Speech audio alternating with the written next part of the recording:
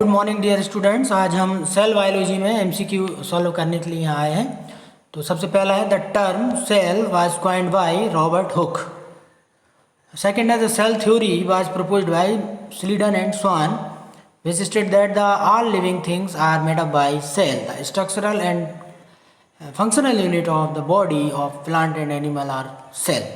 Third है the cell theory is not applicable to virus, क्योंकि virus ना तो लिविंग है और ना नॉन लिविंग है। They are connecting link between the living and non living organelle. Fourth है semi autonomous organelle, those organelle which have self DNA.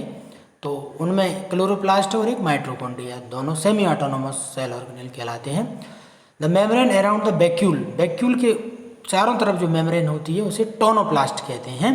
Vacuole में बहुत सारे मटेरियल, रेजिन्स, लेटेक्स भरे रहते हैं। सिक्स से identify the non membranes organelle, तो ribosome के ऊपर किसी भी प्रकार की कोई मेम्ब्रेन नहीं होती।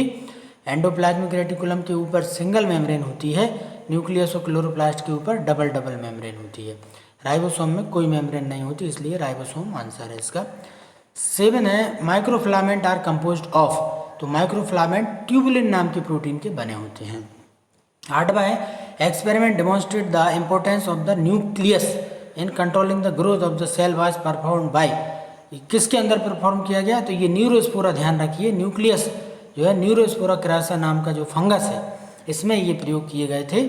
इसके बाद which of the following is associate with the structure of Golgi complex, तो गोल्जी कॉम्प्लेक्स का जो स्ट्रक्चर रहता है उसमें आपको सिस्टर्नी दिखाई देती हैं इस तरह की, ये सिस्टर्नी, और ये जो रहते हैं वो वैक्यूल्स रहते हैं, इनको वेसाइकल्स कहते हैं। तो सिस्टर्नी और वेसाइकल्स, ठीक है। इसके बाद है question the sub unit of prokaryotic ribosome, ठीक है। प्रोकैरियोटिक का राइबोसोम होता है 70S टाइप, लेकिन जब इसकी सब यूनिट की बात करते हैं तो ये 50S और 30S में डिवाइड रहता है, इसलिए दोनों को जोड़ने पर 80S आता है, लेकिन कंफ्यूज नहीं होना है।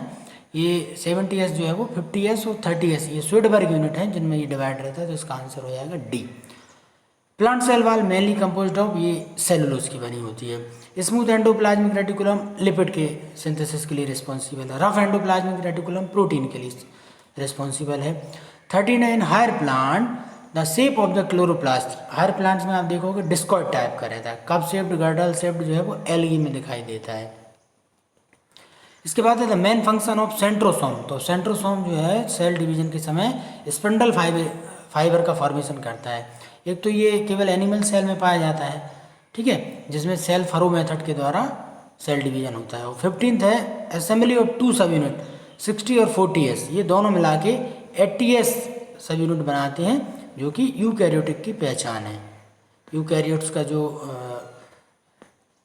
क्रोमोसोम पैटर्न रहता है, या स्वीडबर्ग यूनिट में हम बात करें तो ये राइबोसोम जो है वो 80S रहता है, और इसकी स्मॉल सब यूनिट 40S की, लार्ज जो है 60S की रहती है। उम्मीद है आप अच्छे से पढ़ रहे होंगे, इसी तरह पढ़ते रहिए। मैं और भी आपको क्वेश्चन भेजता रहूँगा। Thank you.